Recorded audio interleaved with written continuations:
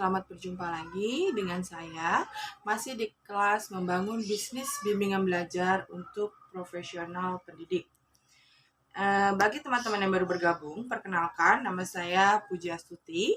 Saya adalah owner sekaligus pengajar di bimbingan belajar Binuri Learning Center.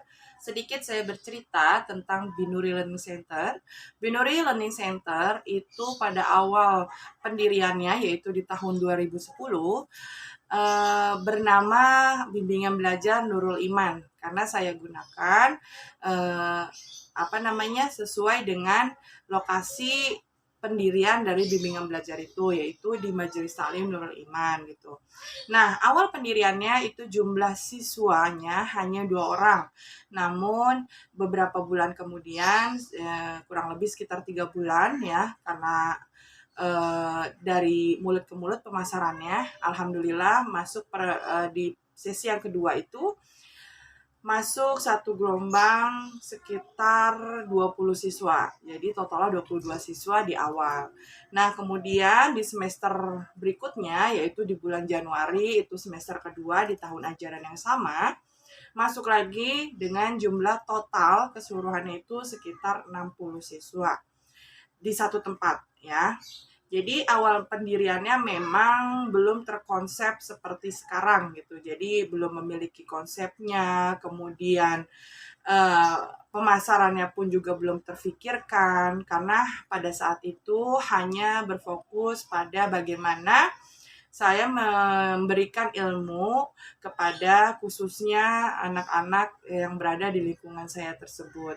Dan alhamdulillah hingga pada saat ini, yaitu sudah berdiri sekitar 12 tahun, akhirnya bimbingan belajar Binuri Learning Center sudah memiliki izin pendirian dan juga sudah terakreditasi juga gitu. Kemudian sudah memiliki berbagai kelas, jadi tidak hanya kelas reguler saja gitu. Juga ada kelas bimbingan belajar private online, ada private door to door juga gitu.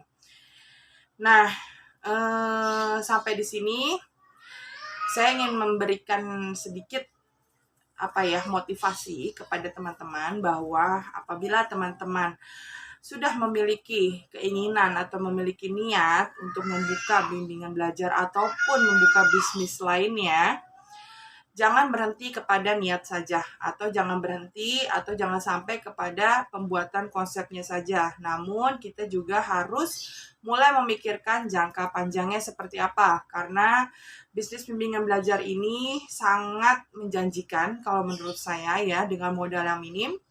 Di awal itu saya mendirikan memang benar-benar tidak ada modal ya. Jadi modalnya hanya pengetahuan yang saya punya, kemudian bagaimana cara kita memanage kelasnya, dan selebihnya bisa kita kita balikan kepada orang tua siswa juga siswanya untuk menyediakan sarana belajar pada saat itu, mulai dari meja belajar, jadi siswanya membawa meja belajar masing-masing.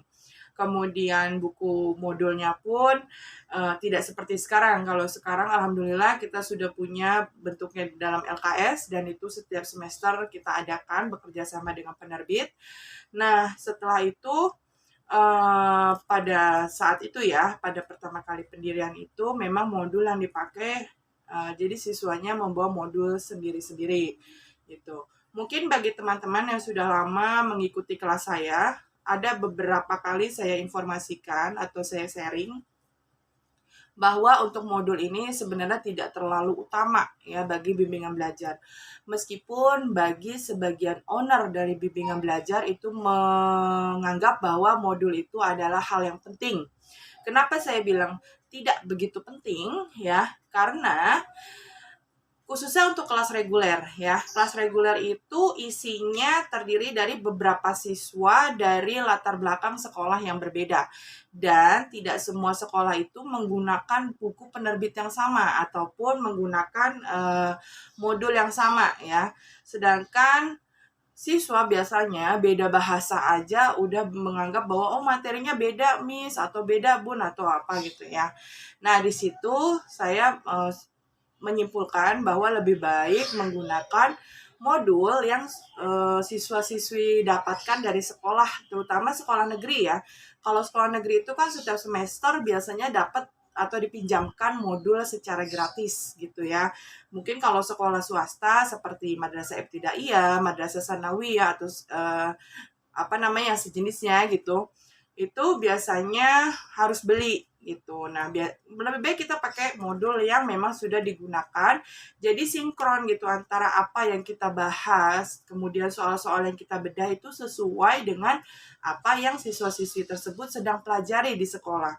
Karena kan bimbingan belajar ini memang orang tua memasukkan anak-anaknya ke bimbingan belajar itu dengan maksud atau dengan harapan bahwa anak-anaknya tersebut mendapatkan peningkatan prestasi akademik ya, berarti berhubungan langsung dengan prestasi di sekolahnya seperti itu. Oke, di awal ini saya juga sebelum kita masuk ke sesi inti, saya ingin menjelaskan kepada teman-teman semua bahwa video Q&A ini akan kami buat seminggu sekali ya, seminggu sekali. Untuk penayangannya saya kurang tahu ya, mungkin nanti teman-teman bisa dapatkan informasi di kelas secara online ataupun informasi langsung di grup ya.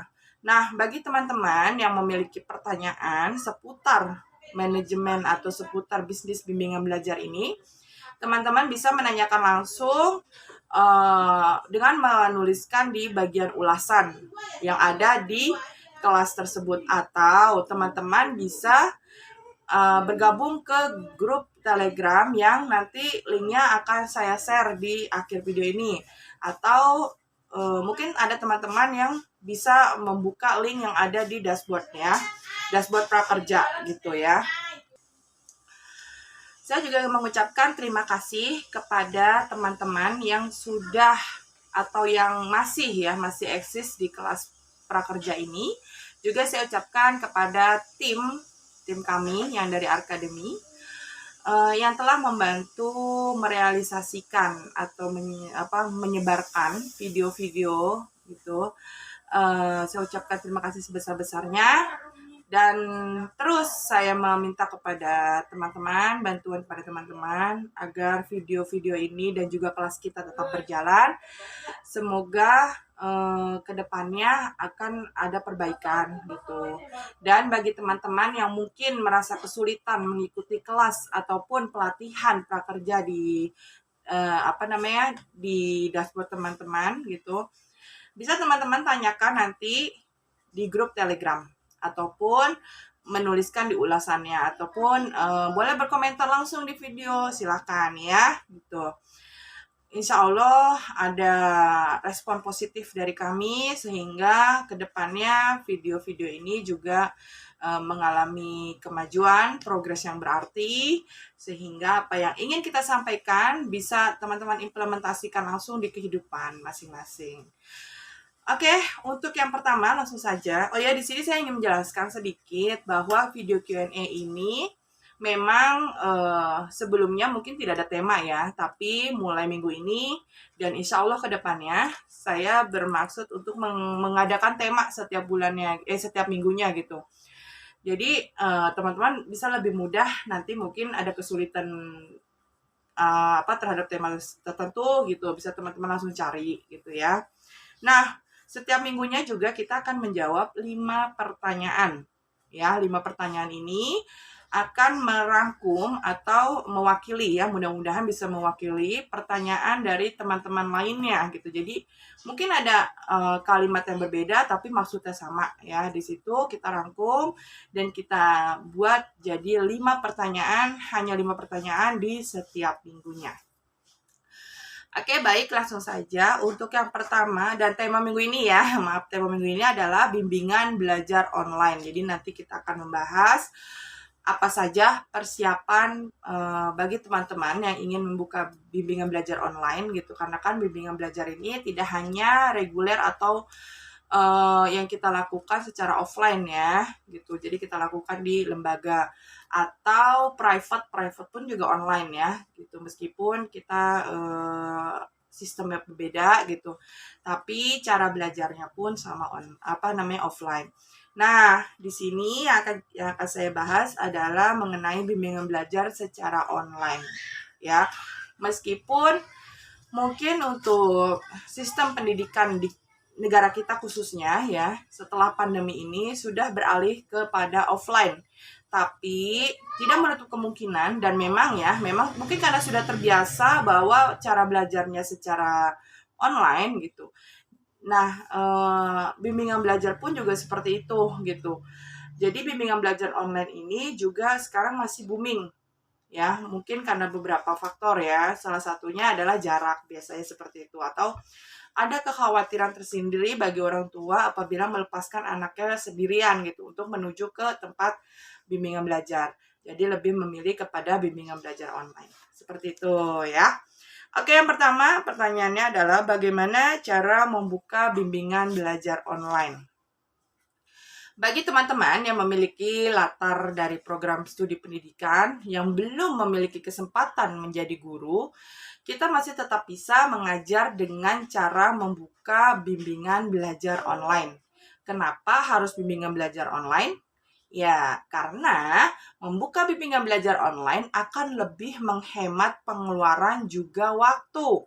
Mungkin kalau kita lakukan secara offline ya, waktu akan terpotong apabila kita pindah dari satu siswa ke siswa yang lain. Itu kan membutuhkan waktu ya gitu dalam perjalanan. Tapi kalau online tidak. Misalnya kita buat durasinya 60 menit lah contohnya gitu. Untuk kelas pertama misalkan dari jam 8 sampai jam 9. Bisa langsung di jam 9 atau 9:10 ya, sampai ke jam 10 atau jam 10:10 gitu. Jadi waktunya tidak terbuang untuk perjalanan dari satu siswa ke siswa yang lain. Nah, membuka bimbingan belajar secara online akan banyak memangkas pengeluaran juga. Hal tersebut seperti kita ketahui ya, tidak perlu menyewa tempat untuk tempat bimbingan belajar karena kita juga bisa kalau kita menyewa tempat otomatis kita harus menyediakan inventarisnya seperti peralatan ya, kursi, ada meja gitu, meja untuk murid, meja untuk guru tutor atau gurunya dan sebagainya. Nah, membuka bimbingan belajar online tergolong usaha yang murah meriah. Kita juga tidak perlu mengadakan promo besar-besaran yang menawarkan berbagai kelas dengan biaya yang memakan lebih banyak dibandingkan dengan kita menggunakan offline ya. Nah, hal tersebut seperti kita tidak kita mengharapkan agar orang tua tertarik itu seperti apa gitu ya. Karena kan ini pelaksanaannya secara online ya kan. Kita juga bisa melakukan promosi atau pemasaran dengan menggunakan media-media online. Nah, bagi kita dan juga kalian yang tertarik membuka bimbingan belajar online ini, ada beberapa hal yang harus diperhatikan. Yang pertama adalah membuat website bimbingan belajar. Karena bimbingan belajar yang akan kita jalankan adalah bimbingan belajar online, maka kita perlu menyediakan website khusus untuk bimbingan belajar. Kita juga dapat menggunakan jasa CEO untuk mengisi blog di website bimbingan belajar online. Nah, website bimbingan belajar ini berisi tentang segala informasi mengenai bimbingan belajar. Kita juga dapat menambahkan pengumuman mengenai sistem bimbingan belajarnya, jadwal bimbingan belajar, guru atau tutor yang akan mengajar, dan informasi-informasi penting lainnya.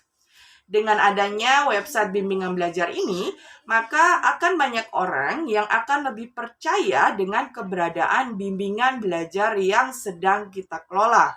Selain itu, kita juga akan lebih banyak menjangkau pelanggan atau customer.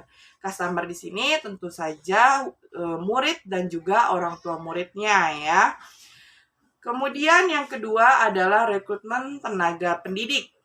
Setelah kita membuat website bimbingan belajar, selanjutnya kita pasti memerlukan tenaga pengajar. Kita pastinya akan kewalahan jika nantinya murid bimbingan belajar online ini sudah bertambah banyak.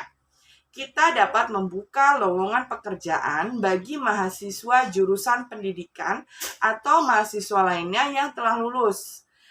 Membuka lowongan melalui media sosial, kemudian membagikannya ke akun media sosial lowongan kerja. Kita juga dapat menambahkan beberapa kriteria seperti jenis mata pelajaran jika mahasiswa harus memiliki IPK tertentu atau semester tertentu. Akan banyak orang yang melihat lowongan kerja yang kita buat ini. Setelah itu, kita juga dapat menyeleksi agar mendapatkan tenaga pendidik yang sesuai dengan kriteria yang kita butuhkan. Kemudian yang ketiga adalah promosi. Nah, langkah selanjutnya adalah promosi. Kita dapat memanfaatkan berbagai media sosial yang ada. Misalnya, kita dapat memasang iklan berbayar di media sosial, situs penjualan dan promosi, ya, kemudian menggunakan jasa SEO dan lain sebagainya. Manfaatkan jasa SEO tersebut agar banyak orang yang mengunjungi website bimbingan belajar yang kita kelola ini. Kemudian yang keempat adalah mengenai materi pelajaran. Untuk mempersingkat penyusunan materi pelajaran, kita dapat menggunakan modul bimbingan belajar yang sudah jadi ataupun seperti yang tadi saya sampaikan dengan berkomunikasi di awal materi atau penerbit apa yang digunakan oleh siswa. Nah, di situ kita karena sekarang kan banyak ya penerbit-penerbit itu sudah membuat atau menyediakan dalam bentuk PDF. Ya, dalam bentuk file yang sudah jadi gitu. Nah, kita bisa download di situ. Modul bimbingan yang sudah jadi dapat kita sesuaikan dengan bimbingan belajar ini. Kita juga dapat memberi cara-cara yang mudah untuk mengerjakan suatu soal. Dengan demikian, akan lebih banyak orang tua yang akan menitipkan anaknya untuk belajar di bimbingan belajar online yang kita kelola ini. Kemudian yang selanjutnya adalah sistem keuangan. Hal tersebut yang perlu kita pikirkan adalah mengenai sistem keuangannya. Kita dapat menggunakan sistem keuangan melalui pembayaran dengan menggunakan rekening.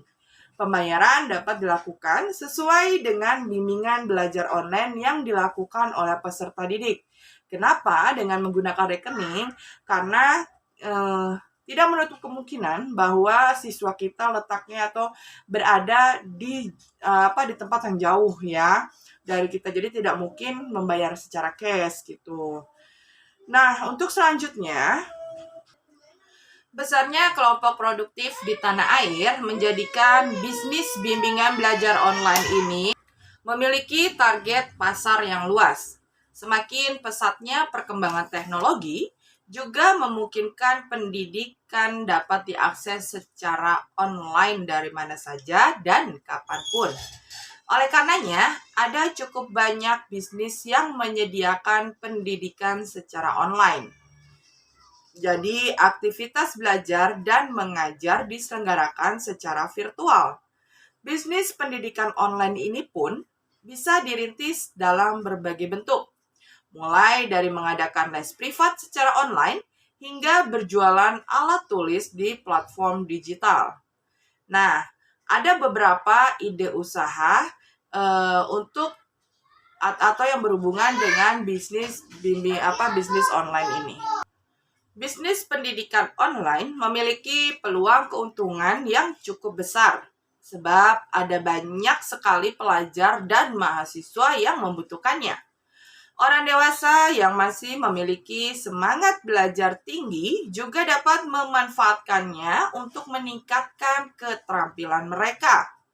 Jadi, kita tak akan khawatir untuk kehilangan pelanggan, mengingat besarnya target pasar yang ada di Indonesia. Apalagi semenjak pandemi COVID-19, tak sedikit masyarakat yang bergantung pada pendidikan online atau secara virtual. Terbatasnya waktu interaksi langsung dan sebagai upaya pencegahan penularan virus corona, maka pendidikan online ini menjadi salah satu solusi yang efektif. Meski telah memasuki era new normal, tetapi eksistensi pendidikan online tidaklah pudar, bahkan menciptakan kebiasaan baru di lingkungan masyarakat. Kini banyak pelajar dan mahasiswa yang justru lebih senang menuntut ilmu secara online. Terlebih waktunya yang sangat fleksibel dan juga praktis. Ide bisnis pendidikan online yang paling umum adalah membuka kelas bimbingan belajar online. Dalam hal ini, kita bisa menjadi tenaga pengajar untuk bidang tertentu. Jadi, peserta bimbingan belajar difokuskan untuk satu bidang saja. Kelas online bisa kita selenggarakan dengan berbagai platform. Misalnya dengan mendaftarkan diri sebagai guru di startup bimbingan online. Bisa juga mengadakan kelas online secara mandiri melalui Zoom Meeting, Google Meet, atau media belajar lainnya. Bimbingan belajar online tersebut biasanya banyak dicari oleh pelajar maupun mahasiswa yang ingin mendalami bidang atau keterampilan tertentu. Kemudian, kita juga bisa membuka bisnis pendidikan online melalui les privat ataupun kursus. Berbeda dengan bimbingan belajar online yang biasanya diikuti lebih dari satu orang, ide bisnis pendidikan yang satu ini hanya berfokus pada satu peserta didik. Bisa juga lebih dari satu peserta didik, sekitar 3-5 orang saja. Jadi, aktivitas belajar mengajarnya lebih terfokus dan intensitasnya pun lebih tinggi. Kita bisa mendapatkan biaya jasa les privat atau kursus online lebih besar dibandingkan bimbingan belajar. Jadi, ini bisa membuka atau menjadikan peluang bisnis yang sangat menguntungkan. Apalagi membuka kelas untuk kelas privat atau kursus online tidak membutuhkan modal yang besar. Kita hanya perlu pengetahuan dan waktu yang cukup. Selain itu, persiapkan juga alat bantu ajar yang mumpuni agar aktivitas mengajarnya lebih maksimal. Nah, setelah teman-teman mendapatkan gambaran umum serta poin-poin penting dari mendirikan bimbingan belajar online sebagai salah satu jenis perusahaan jasa terbaru saat ini, untuk teman-teman yang mempunyai passion, minat, dan juga bakat di bidang mengajar, yuk jangan sia-siakan kemampuan teman-teman dengan mendirikan usaha bimbingan belajar online sekarang juga. Khususnya sampai saat ini ada banyak orang yang akan selalu membutuhkan jasa bimbingan belajar lebih mendalam lagi. Seperti siswa-siswi yang hendak menghadapi ujian akhir sekolah atau menghadapi ujian masuk ke perguruan tinggi. Membuka usaha bimbingan belajar online pun sesungguhnya sangat mudah dan juga murah meriah. Yang pertama harus diperhatikan atau dipersiapkan adalah dengan melakukan riset pasar. Apapun jenis usahanya, maka kita harus melakukan riset pasar terlebih dahulu. Begitu pula saat hendak mendirikan sebuah bimbingan belajar online. Riset pasar untuk bimbingan belajar online lebih difokuskan kepada mencari tahu materi pelajaran apa yang kita kuasai, serta mata pelajaran yang masih sering menjadi momok kesulitan bagi para siswa. Selain itu, kita juga bisa mencari tahu bagaimana cara terbaik untuk mendapatkan tenaga pengajar tambahan jika pasar bimbingan belajar online di tempat kita sudah sangat ketat. Cari tahu bagaimana inovasi terbaik agar perusahaan kita dapat berkompetisi dengan para kompetitor. Misal, kita bisa menawarkan jam belajar yang sangat fleksibel, paket belajar online yang lebih murah, disertai pendamping belajar khusus untuk siswa-siswinya. Kemudian yang kedua, memiliki website resmi perusahaan. Jika kita masih belum memiliki modal yang banyak untuk mengembangkan sebuah aplikasi belajar khusus, maka kita bisa memulai dengan membuat website terlebih dahulu. Website resmi dari bimbingan belajar akan digunakan sebagai promosi sekaligus ruang informasi bagi masyarakat yang tertarik dengan usaha bimbingan belajar kita. Untuk meningkatkan kepopularitasan, website Anda di mesin pencari Google, kita bisa menggunakan jasa dari SEO yang kini sudah banyak tersedia. Selanjutnya adalah dengan melakukan promosi gencar-gencaran terkait perusahaan jasa bimbingan belajar kita di media sosial. Berhubung jenis bimbingan belajar yang akan didirikan adalah bimbingan belajar online, maka sistem promosi pun dapat menjadi lebih mudah.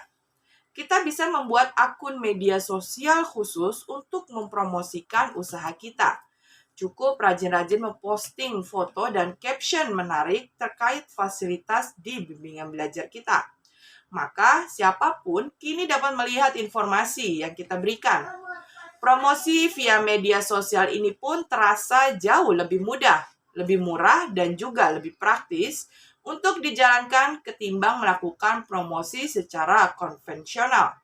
Namun tetap tidak ada salahnya untuk kita jika ingin mencoba menambahkan promosi secara tradisional. Hanya saja untuk menjalankan promosi tradisional, kita perlu mempertimbangkan kembali jumlah biaya, jumlah tenaga, dan sumber daya yang bisa dimanfaatkan.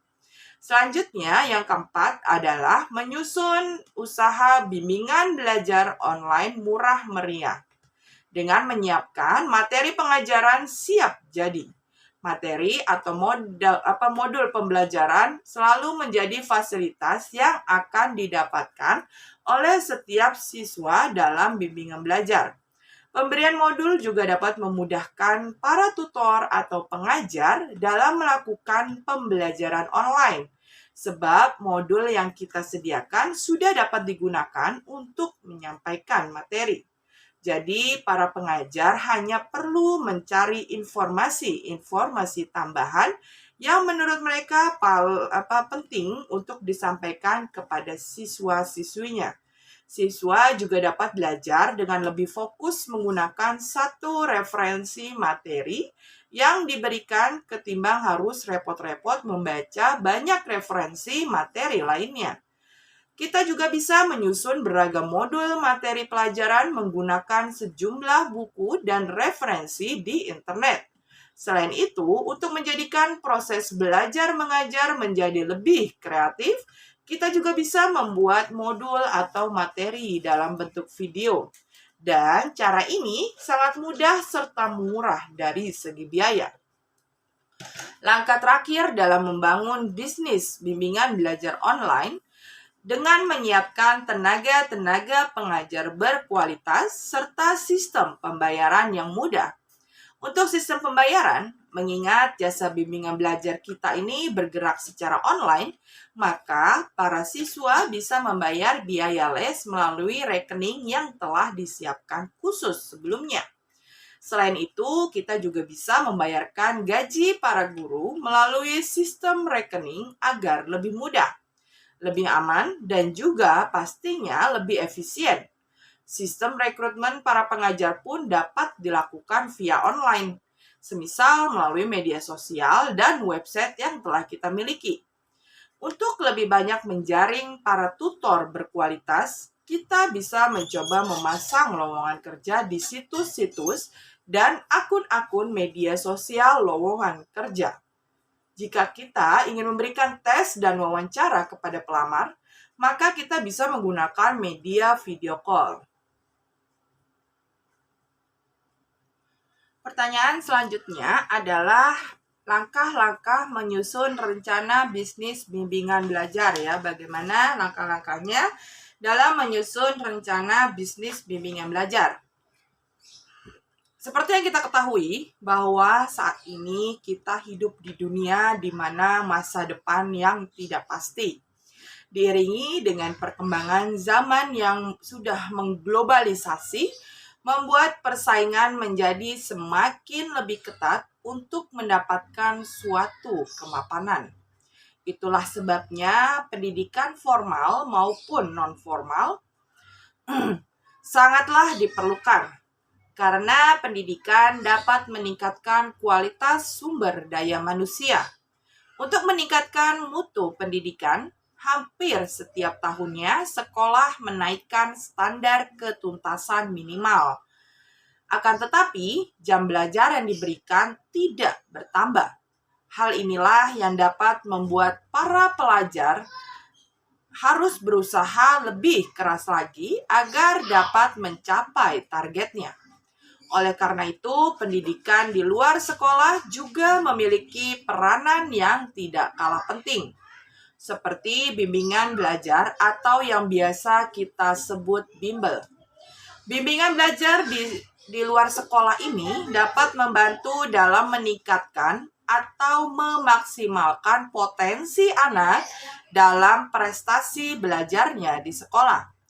Pentingnya wirausaha di bidang pendidikan dapat membantu pelajar dari semua latar belakang sosial ekonomi untuk berpikir di luar kotak, dapat mengembangkan bakat atau keterampilan, menciptakan peluang, menambahkan kepercayaan diri, dan juga merangsang ekonomi. Salah satu bisnis dalam pendidikan adalah dengan mendirikan bimbingan belajar. Nah, langkah-langkah apa saja yang ditempuh dalam membuat rencana mendirikan usaha bimbingan belajar? Yang pertama adalah dengan melakukan survei. Lakukan survei tentang keberadaan usaha bimbingan belajar lain agar kita bisa mengetahui peluang dan kekurangan yang dimiliki oleh tempat bimbingan lain, serta keunggulannya yang nantinya dapat kita jadikan referensi dan modifikasi serta tidak melakukan kelemahan yang dilakukan. Kita bisa meminta brosur kepada tempat bimbingan tersebut atau bertanya informasi kepada orang-orang yang sudah pernah belajar di sana. Setelah melakukan hal ini, kita menjadi lebih terbuka dalam konsep dan juga kita akan membuat rencana yang berbeda dari lainnya. Visi dan misi juga harus jelas sehingga mendapatkan peluang menguntungkan dan menarik perhatian banyak orang. Survei lokasi dilakukan dengan memilih lokasi yang ideal, dekat dengan sekolah atau paling tidak cukup strategis sebagai tempat yang akan dilihat para keluarga dan dijadikan tempat bagi para orang tua untuk memasukkan anak mereka. Usahakan tidak memilih area yang sepi atau terkenal rawan kejahatan atau rawan kecelakaan, karena akan membuat orang tua segan memilih tempat kita untuk anak-anak mereka. Yang kedua adalah membuat konsep bisnis yang jelas. Pastikan kita sudah membuat konsep yang jelas tentang usaha bimbingan belajar kita ini, seperti pelajaran apa saja yang akan diajarkan, batasan usia yang kita terima, misalnya apakah kita menerima semua kelas SD atau kita batasi hanya dari kelas 3 sekolah dasar ke atas saja, jadwal dan sebagainya. Nah, yang ketiga adalah merencanakan atau membuat rancangan keuangan. Untuk memulai bisnis kecil memang tidak dibutuhkan banyak uang. Namun tentu saja tetap dibutuhkan investasi awal yang akan digunakan untuk menutupi pengeluaran sebelum menghasilkan keuntungan. Maka penting untuk membuat perencanaan keuangan termasuk memperkirakan apa saja kebutuhan serta pengeluaran 1 tahun ke depan. Mulai dari biaya sewa, pemasaran produksi, gaji karyawan atau tutor dan juga staf, dan lain sebagainya.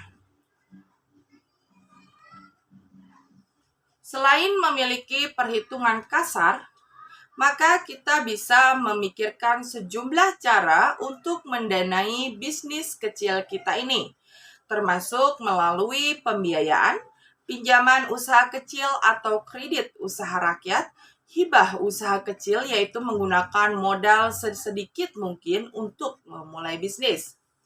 Yang keempat adalah menentukan nama usaha atau brandnya. Nama usaha atau brand yang dipilih memiliki peranan yang penting dalam setiap aspek bisnis. Pastikan kita memikirkan semua implikasi potensial ketika memilih nama usaha atau brand. Setelah itu, periksa merek dagangnya. Dan kita bisa juga untuk mendaftarkan nama usaha tersebut. Kita juga bisa segera membuat website agar usaha tersebut juga dikenal oleh orang lain. Ada baiknya kita juga merancang satu keunggulan spesial ketika memulai usaha bimbingan belajar. Satu keunggulan yang bisa membuat tempat usaha kita ini menonjol. Misalnya metode khusus pengerjaan soal-soal atau sistem pengajaran yang unik. Jadi, ada baiknya kita berkonsultasi dengan seseorang yang sudah pernah atau sedang berkecimpung di dunia pendidikan. Yang kelima adalah merekrut karyawan atau membentuk tim. Karyawan yang dibutuhkan adalah karyawan yang berdedikasi, jujur, profesional, dan sanggup memenuhi ekspektasi kalian.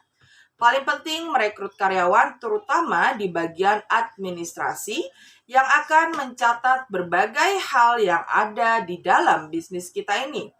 Baik dari stok barang, keuangan, pendaftaran siswa, pemasaran, dan lain sebagainya. Yang keenam adalah melakukan promosi.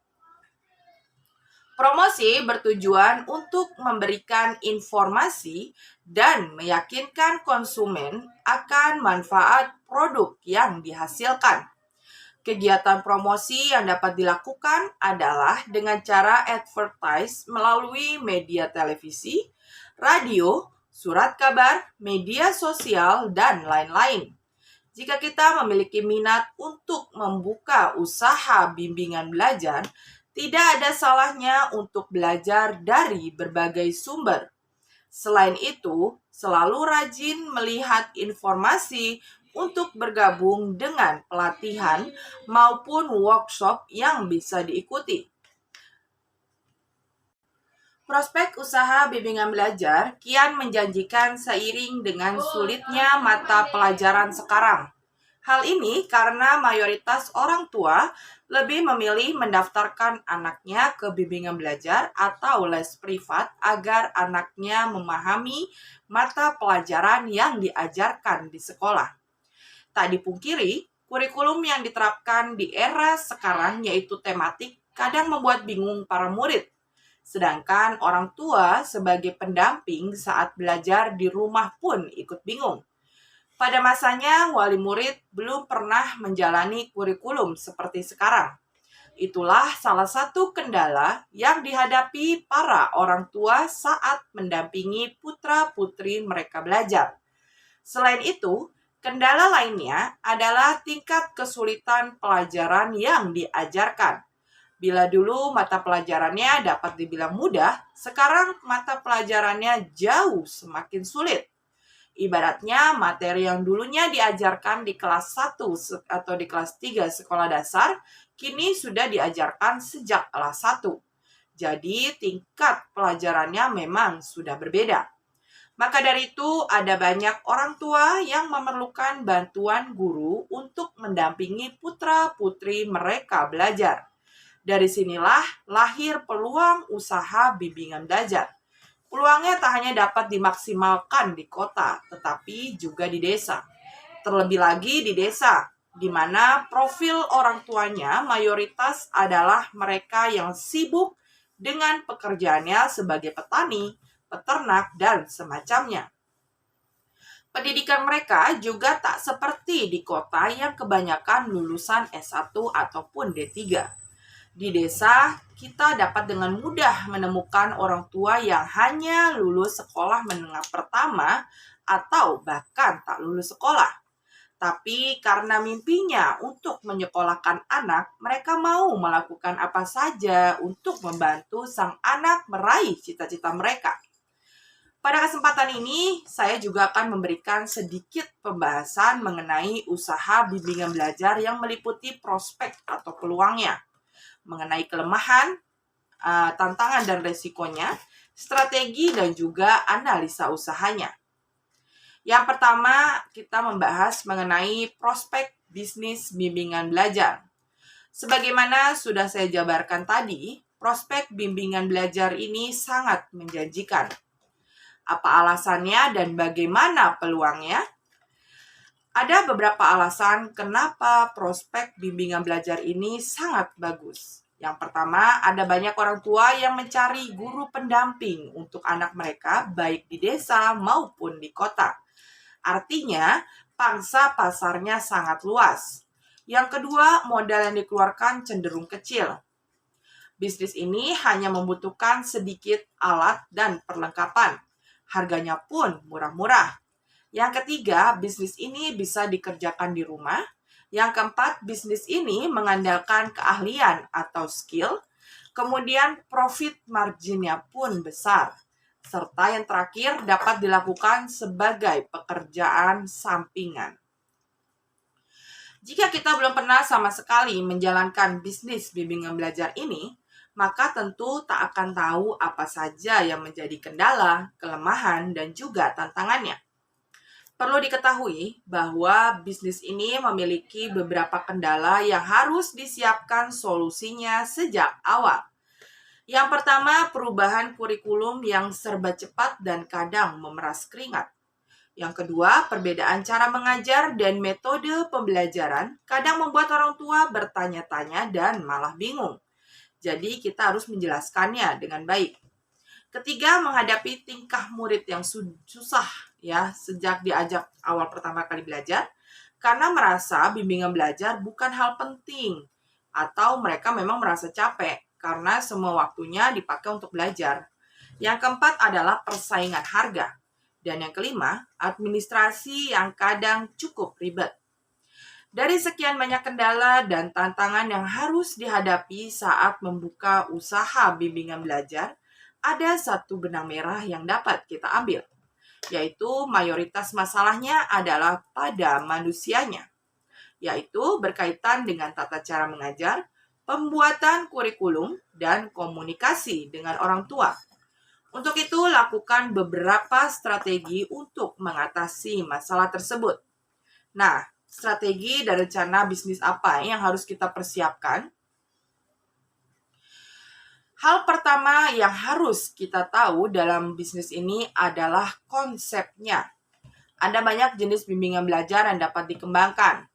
Bimbingan belajar umum dengan jumlah murid dalam satu kelas adalah puluhan, atau bimbingan belajar khusus di mana jumlah muridnya maksimal 5 orang dalam satu kelas, dan privat di mana jumlah muridnya hanya 1 atau maksimal 2 orang dalam satu kelas.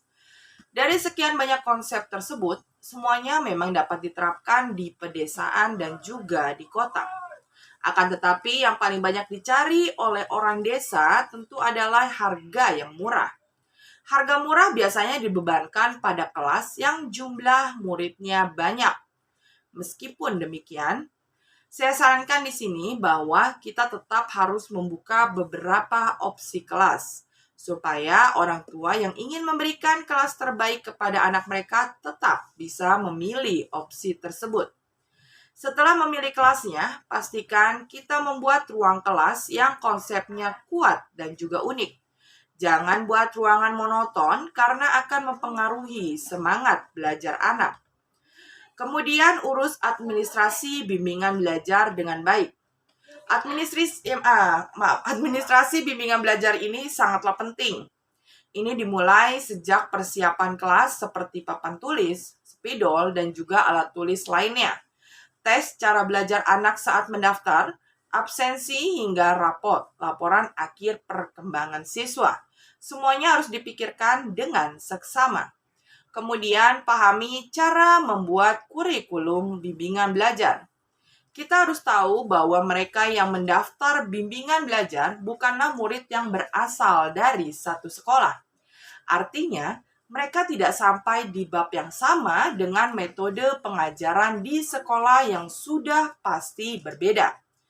Untuk itu, kita perlu menyiapkan kurikulum dan buku pegangan sendiri. Untuk membuatnya, kita bisa mencari di situs-situs ataupun referensi dari buku paket. Selanjutnya adalah siapkan jadwal dan ruang kelas yang nyaman. Usaha bimbingan belajar memang dapat dijalankan di rumah. Akan tetapi, akan makin nyaman bila ada satu ruangan khusus yang disediakan untuk belajar. Buatlah ruangan ini nyaman dan tidak membosankan. Jangan lupa isi dengan alat peraga belajar yang akan membantu proses pembelajaran dengan baik. Kemudian skill.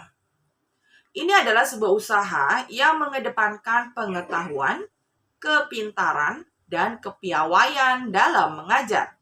Keahlian mengajar dengan metode yang asik dan penyampaian materi yang tepat sangat mempengaruhi sukses tidaknya bisnis bimbingan belajar. Oke, pertanyaan selanjutnya adalah pertanyaan ketiga, aspek penting pendirian bimbingan belajar online. Dan ini akan saya jabarkan terkait dengan perizinan, ya. Jadi, mendirikan bimbingan belajar itu tidak hanya pada bimbingan belajar secara reguler yang memerlukan perizinan, tapi juga bimbingan belajar online memerlukan perizinan. Di era digital, menuntut para entrepreneur untuk berinovasi merancang suatu sistem pendidikan berbasis teknologi. Didorong dalam 2 tahun terakhir ini, masa pandemi menuntut masyarakat untuk meminimalisir kontak fisik. Pertumbuhan e-learning system semakin meningkat secara signifikan. Pada masa pandemi COVID-19, penggunaan startup sektor pendidikan melonjak 30 kali lipat. Nah, pandemi telah menyulap berbagai sektor usaha termasuk sektor pendidikan dari pembelajaran konvensional menjadi pembelajaran berbasis e-learning. Saat ini, perusahaan startup pendidikan seperti bimbingan belajar menjadi salah satu bisnis yang menjanjikan. Bagi kalian, para entrepreneur yang ingin mengambil kesempatan menjadi founder startup pendidikan berbasis teknologi seperti bimbingan belajar online, ada beberapa aspek legalitas dan perizinan yang perlu kalian ketahui. Yang pertama adalah legalitas bimbingan belajar online.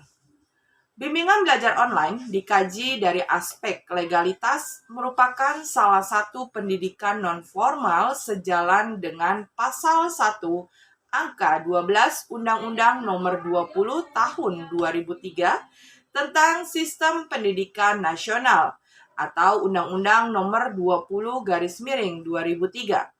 Lembaga bimbingan online menerapkan sistem e-learning yang dapat dilakukan di mana saja. Legalitas bimbingan belajar online juga telah diatur dalam Pasal 1 Ayat 15 Undang-Undang Nomor 20 Tahun 2003 yang menegaskan bahwa model pembelajaran bimbingan belajar online atau disebut dengan pendidikan jarak jauh menggunakan sumber belajar teknologi, komunikasi, informasi, dan media lainnya.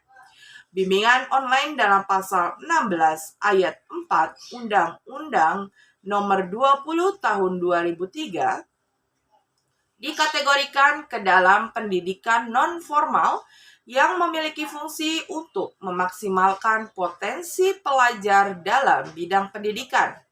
Seperti pada sektor usaha lainnya, sektor pendidikan juga memerlukan perizinan yang wajib dimiliki.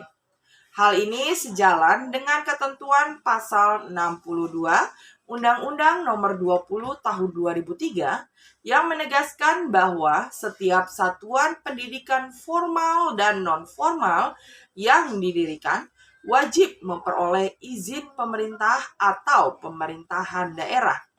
Artinya, Sektor pendidikan termasuk bimbingan belajar online juga wajib melakukan perizinan yang diperlukan untuk menjalankan bisnis bimbingan belajar online.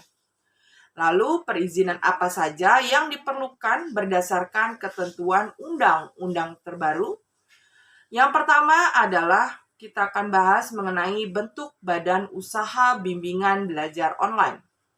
Bagi kalian yang ingin mengambil peluang dengan mendirikan bisnis bimbingan belajar online, kalian harus mengetahui bahwa pelaku usaha di sektor perseorangan dibagi dalam dua kategori, yaitu pelaku usaha perseorangan dan pelaku usaha non-perseorangan yang berupa perseroan terbatas, yayasan, dan badan usaha bersifat nirlaba yang didirikan oleh badan hukum lainnya. Artinya, bentuk badan usaha pendidikan non-formal dapat dilakukan baik berbadan hukum maupun non-badan hukum. Namun, bagi kalian yang ingin lebih terjamin legalitasnya sebagai pelaku usaha, pilihan bentuk usaha berbadan hukum merupakan pilihan yang tepat. Sebab tanggung jawab kalian hanya sebatas modal yang kalian miliki saja. Yang kedua, perizinan yang wajib dimiliki. Perizinan yang wajib dimiliki bagi kalian yang ingin mendirikan bisnis bimbingan belajar online dengan peraturan Menteri Pendidikan dan Kebudayaan nomor 81 tahun 2013 tentang pendirian satuan pendidikan non-formal mengacu kepada Permendikbud nomor 81/2013, yaitu yang pertama adalah izin penyelenggaraan pendidikan non-formal dan yang kedua, izin penyelenggaraan pendidikan non-formal dengan modal asing. Nah, untuk mendapatkan perizinan tadi, pelaku usaha wajib terlebih dahulu melakukan pendaftaran secara terintegrasi di lembaga online single submission untuk memperoleh nomor induk berusaha atau NIP. Ketentuan pendaftaran perizinan berusaha wajib mengacu pada ketentuan terbaru, yaitu Peraturan Presiden Nomor 5 Tahun 2021 tentang penyelenggaraan berbasis resiko. Jadi bagi kalian yang ingin mendapatkan NIB, kalian wajib menyediakan persyaratan dasar perizinan berusaha yang berupa pertama adalah kesesuaian kegiatan pemanfaatan ruang atau KPPR, kemudian persetujuan lingkungan dan persetujuan bangunan gedung atau PGB dan sertifikat laik fungsi atau LSF. Serta perizinan berusaha berbasis resiko yang telah dilakukan berdasarkan analisis resiko di sektor pendidikan. Perizinan melalui OSS terbaru menggunakan parameter berbasis resiko dengan tingkatan usaha, kegiatan usaha beresiko rendah, kegiatan usaha beresiko menengah, dan kegiatan usaha beresiko tinggi. Yang kemudian, tingkatan resiko tersebut diklasifikasikan ke dalam klasifikasi baku usaha lingkungan atau KBLI dengan Peraturan Nomor 5 Tahun 2021. Bagi kalian yang ingin mendirikan bimbingan belajar online, tentu saja kalian memerlukan sebuah portal atau aplikasi melalui sistem elektronik sebagai platform yang dapat diakses di mana saja. Maka kalian, para pendiri bimbingan belajar online, disebut dengan penyelenggara sistem elektronik atau PSE. Sebagai penyelenggara sistem elektronik, kalian wajib melakukan pendaftaran untuk penyelenggaraan sistem elektronik yang merujuk pada ketentuan pasal 6 Peraturan Pemerintah Nomor 71 Tahun 2019 tentang penyelenggaraan sistem dan transaksi elektronik. Selain itu, kegiatan bimbingan belajar online yang memerlukan penyelenggaraan sistem elektronik juga wajib memiliki sertifikat elektronik, terutama bagi perusahaan bimbingan belajar online yang melakukan transaksi pembayaran berbasis elektronik sesuai dengan ketentuan pasal 51 Peraturan Pemerintah Nomor 71 Tahun 2019. Selain perizinan perusahaan bimbingan belajar online, kita juga dapat melakukan konsultasi terkait dengan perizinan dan pendirian perusahaan lainnya. Pertanyaan yang keempat adalah bagaimana pemasaran untuk bisnis bimbingan belajar online. Untuk pemasaran atau strategi pemasaran bisnis bimbingan belajar ini ya akan saya jabarkan untuk bisnis bimbingan belajar reguler dan juga online. Jadi tidak hanya terfokus kepada bimbingan belajar online. Bisnis bimbingan belajar merupakan salah satu jenis bisnis sampingan yang cukup laris saat ini. Terlebih lagi di masa seperti sekarang ini, tuntutan di dunia pendidikan semakin tinggi, bahkan mulai dari anak-anak yang masih duduk di bangku sekolah dasar. Karena alasan itulah, kini bisnis bimbingan belajar dapat dengan mudah kita temui. Semakin besarnya tingkat persaingan antar bisnis bimbingan belajar, menuntut para pelaku bisnis untuk membuat sebuah strategi promosi yang kuat dan menarik sebelum memulai bisnis bimbingan belajarnya. Karena bisnis bimbingan belajar termasuk dalam bisnis sampingan di bidang jasa, maka kita harus memastikan bahwa tidak hanya layanan istimewa serta keunggulan bisnis saja yang dimunculkan dalam strategi promosi. Namun, kita juga harus bisa meyakinkan para konsumen bahwa bisnis bimbingan belajar yang akan kita jalankan merupakan layanan yang pantas untuk dicoba. Pada dasarnya, konsep dari sebuah bisnis bimbingan belajar biasanya telah disusun pada tahap pembentukan serta pembangunan bisnis. Namun, bagaimana cara mempromosikan bisnis sampingan bimbingan belajar ini agar tepat sasaran dan dapat menarik minat calon pengguna jasa sebanyak mungkin? Yang pertama adalah pastikan bahwa kita telah memperkirakan lokasi yang tepat untuk promosi. Karena bisnis bimbingan belajar berkaitan dengan siswa sekolah dan para wali murid atau orang tua yang biasanya menjadi pihak yang memilih, menentukan, dan mendaftarkan anak-anak mereka. Maka kita dapat memilih lokasi yang dekat dengan sekolah atau perumahan dekat tempat tinggal. Yang kedua, gunakan metode promosi yang tepat. Jika perlu, kita dapat mengkombinasikan beberapa bentuk strategi promosi. Misalnya dengan membagikan brosur di lingkungan sekolah. Selain itu, kita juga bisa membuat sebuah situs mengenai bimbingan belajar dan akun jejaring sosial khusus untuk melakukan interaksi langsung dengan mereka yang tertarik untuk menggunakan jasa kita. Ketiga, pasanglah iklan di berbagai media seperti koran, iklan di jejaring sosial atau situs yang berkaitan dengan sebuah pendidikan dan keluarga. Sekarang ini, untuk memasang sebuah iklan di internet adalah cara yang paling cepat, mudah, dan bisa menjangkau calon pelanggan dalam waktu yang singkat. Oleh sebab itu, jejaring sosial selalu menjadi pilihan untuk melakukan promosi.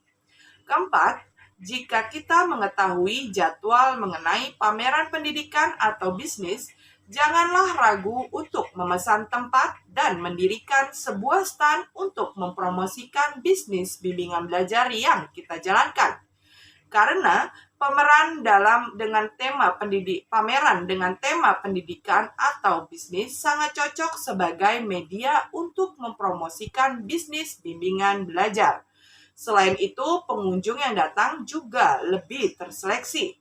Yang kelima, jika kita mempunyai metode mengajar khusus yang sudah kita kembangkan sebagai bagian dari sebuah layanan unik dari bisnis bimbingan belajar kita, maka silakan jadikan hal itu sebagai poin unggulan dalam strategi promosi. Promosi yang menarik dan memikat adalah salah satu tips pemasaran untuk memulai bisnis bimbingan belajar.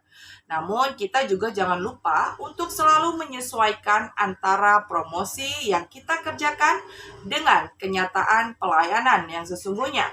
Selalu pastikan bahwa layanan untuk bisnis bimbingan belajar kita benar-benar telah dirancang sedemikian rupa, sehingga para murid dan orang tua tidak kecewa dengan sistem pengajaran di tempat bimbingan belajar kita.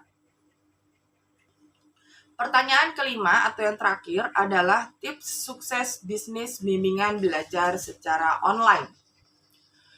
Begitu pesatnya perkembangan teknologi dan dunia digital saat ini membuat segala bidang seolah tak kuasa membendungnya. Bisnis yang seakan tak terfikir untuk dilakukan di dunia maya, kini telah menjadi kenyataan dan bisa bertahan lama. Keadaan inilah yang kini dialami oleh sebuah bimbingan belajar kita. Sebuah bisnis pendidikan non-formal yang umumnya dilakukan dengan tatap muka antara guru dan muridnya. Bimbingan belajar di dunia modern telah hadir dalam jangkauan yang efisien, cepat, dan mudah dengan konsep digital online.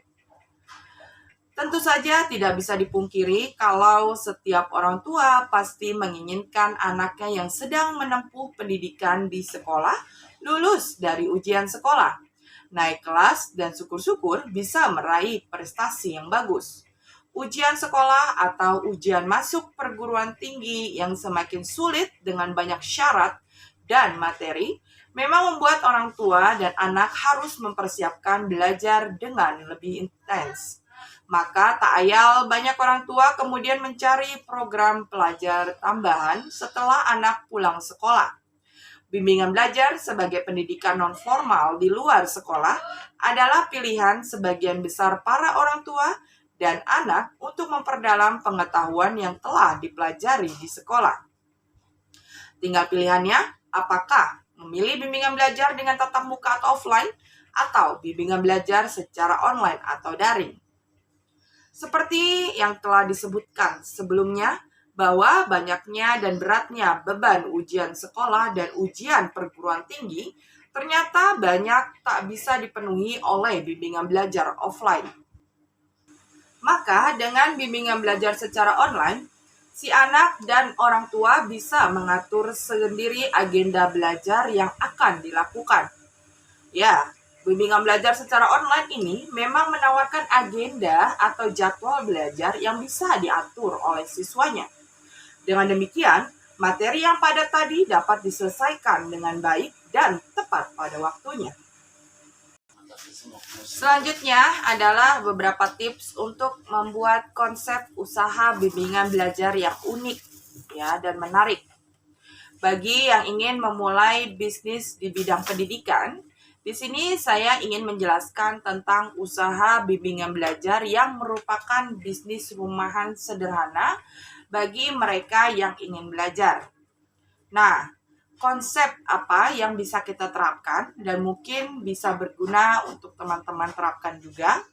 Yang pertama adalah buat sesuatu yang istimewa. Metode ini sering digunakan dalam bimbingan belajar, yaitu metode menyelesaikan masalah dengan cepat dan mudah. Misalkan kita dengan memberikan beberapa trik ya, bagaimana cara menyelesaikan soal-soal ujian dengan mudah. Oleh karena itu, perlu disediakan cara lain yang lebih cepat dan mudah untuk menyelesaikan setiap mata pelajaran. Selain itu, kita juga dapat menggunakan metode pembelajaran yang menyenangkan atau revolusi belajar bagi siswa. Misalnya, belajar itu menyenangkan. Ini akan membantu kita untuk lebih memahami dan menguasai setiap mata pelajaran. Yang kedua, buat gambar atau citra yang berbeda. Citra penting bagi publik untuk melihat bisnis. Buat citra unik tanpa pekerja lain. Kemudian, kita dapat menawarkan program yang menarik pula. Contohnya adalah untuk tes TOEFL gratis. Kelas gratis selama 1 hari. Gratis ilustrasi SBMPTN, dan lain sebagainya. Jangan lewatkan sebutan lain yang akan diajarkan kepada staf di universitas bergengsi. Kemudian yang ketiga, menyediakan berbagai pilihan bimbingan belajar di rumah. Hal yang harus diperhatikan untuk membuka usaha bimbingan belajar rumahan adalah menyediakan berbagai reminder agar kursus lebih lengkap dan menarik. Kemudian yang keempat, menentukan pangsa pasar. Dalam bisnis bimbingan belajar, penting untuk fokus dalam menentukan pangsa pasar. Hal ini dapat menentukan keberhasilan atau kegagalan bisnis les privat kita di masa depan. Selain itu, menentukan pangsa pasar yang tepat juga memudahkan kita dalam melakukan promosi, memanfaatkan berbagai jenjang pendidikan sekolah dasar, sekolah menengah pertama atau SMP, dan sekolah menengah atas atau SMA. Ada banyak segmen pasar yang harus diwaspadai seperti taman kanak-kanak. Namun, sebelum kalian memilih semua pangsa pasar yang membutuhkan banyak modal dan sumber daya manusia yang banyak, kita harus memilih salah satunya terlebih dahulu. Yang kelima adalah menentukan konsep panduan belajar di rumah. Dalam usaha sampingan jasa les online ada dua ide. Bimbingan belajar merupakan usaha atau konsep bisnis independen dari waralaba. Pilih sesuai keinginan dan kemampuan kita. Setiap konsep les memiliki kelebihan dan kekurangannya masing-masing. Jika kita akan bekerja secara eksklusif pada konsep waralaba, kita memerlukan investasi besar. Namun, bimbingan les privat online dengan konsep franchise menjadi keuntungan karena lebih mudah memasarkannya dikarenakan mereka industri les privat yang sudah terkenal. Kemudian yang ketujuh adalah perhatikan penampilan kita sebagai pengajar.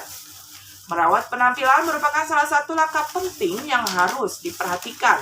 Dikarenakan biasanya sebelum mendaftarkan anaknya di sekolah, orang tua ingin tahu staf pengajar seperti apa, keterampilan dan penampilan apa yang mereka miliki.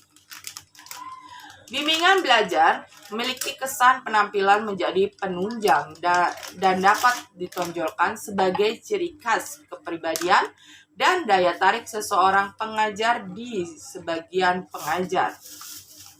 Sehingga orang tua dapat mempercayai usaha dalam bisnis bimbingan belajar yang teman-teman kelola. Nah, itulah tadi penjabaran untuk video Q&A minggu ini. Semoga apa yang saya sampaikan dapat memberikan manfaat, juga dapat memberikan motivasi tersendiri bagi teman-teman. Dan juga saya berharap semoga teman-teman terus memberikan dukungan dalam bentuk pertanyaan-pertanyaan ataupun komentar-komentar positif untuk membangun kelas ini menjadi lebih baik lagi. Akhir kata, saya sebagai pengisi materi di kelas ini mengucapkan mohon maaf yang sebesar-besarnya apabila dalam menyampaikan materi ada kata-kata ataupun tingkah laku yang kurang berkenan. Akhir kata, saya ucapkan terima kasih. Wassalamualaikum warahmatullahi wabarakatuh.